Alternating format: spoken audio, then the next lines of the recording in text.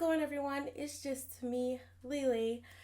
Um, this is a video that I really struggle with trying to post, mainly because my channel is a gaming channel.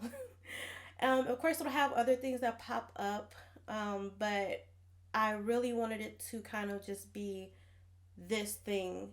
Um, but I am slowly coming to terms with the fact that um, my channel may be a little bit more than that, and that I'm more than just a gamer. I'm more of a person with a story. So if I do sound a little bit nervous, I just ask that you bear with me because this is something that not many people really know about, and it is something that I really struggle with sharing, something that I kind of always hid. I really hope that me coming here, that this story can really encourage someone else to also share their story, because the purpose of me being right here, right now, even talking about this, is because I know that there is only one me with my story. I have to share that, or no one will ever hear that.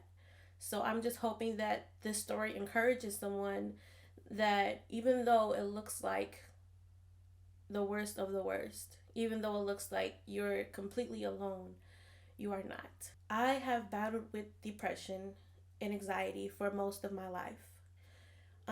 It was something that defined me in a way.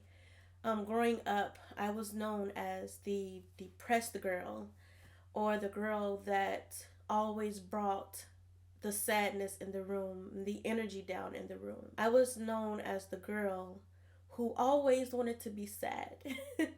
And I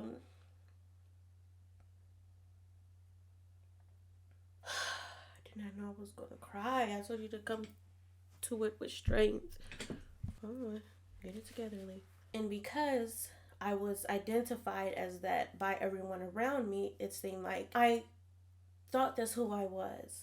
I thought that I was a depressed girl. I thought no one wanted to be around me because I was always depressed. But now, as I am older, when I look back at that time, I realized that I was going through so much that it made sense for me to feel sad and to have anxiety, because that's what people who experience trauma do. I grew up in church. I was very active in church.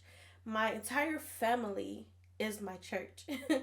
I realized that being young and in church, I was always told to just pray it away. You're not supposed to feel that way. You're not supposed to feel depressed. You're not supposed to be sad because of God, And I think what a lot of people forgot is that I was a child. So a lot of the stuff I knew about God was hell. I knew that God was God. I knew that God created everything. I knew that God loved everyone. But I never understood why I felt like God wasn't the God for me that everyone else talked about. Outside of the church, I was bullied at school.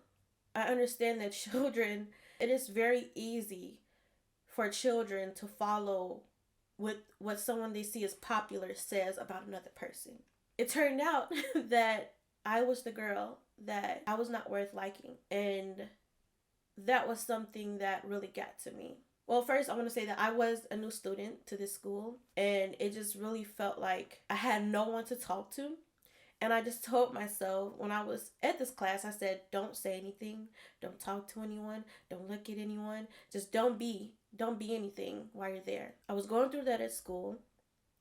And then at church, no one could understand what I was feeling. When I was sad, I was seen as that depressed girl. And that's probably one of the things that really impacted me as a person, is feeling like you aren't good enough or worth it. And I felt that way at church.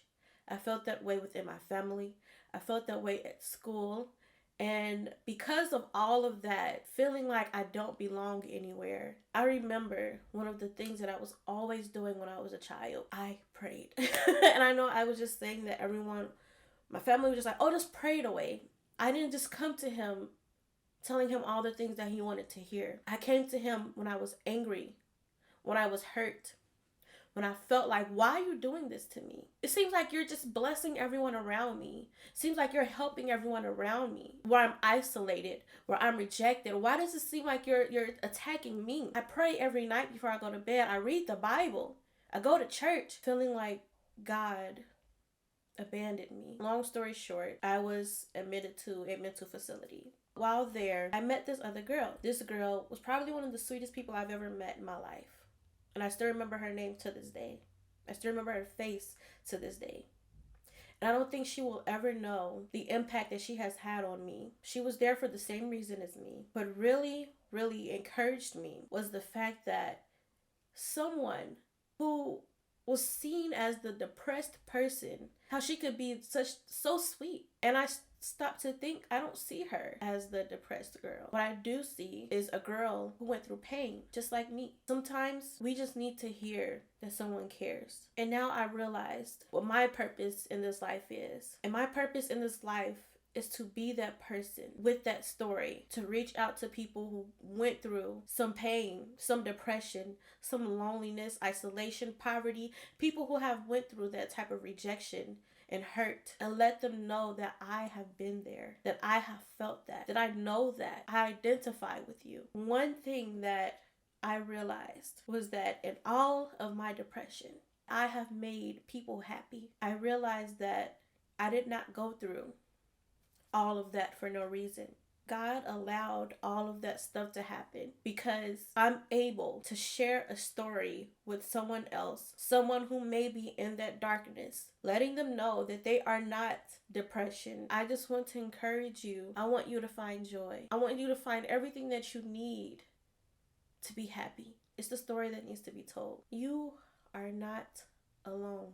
It is possible to be in a better position than you are right now. Everything that you're going through is not a part of you. It's a part of your story, but it's not you. You are worth loving. I just wanted to end this video by saying, I want to encourage you to just try one more time. I'm letting you know that you are worth another chance. Well, I really hope that I said something in this video that really encouraged you and made you smile.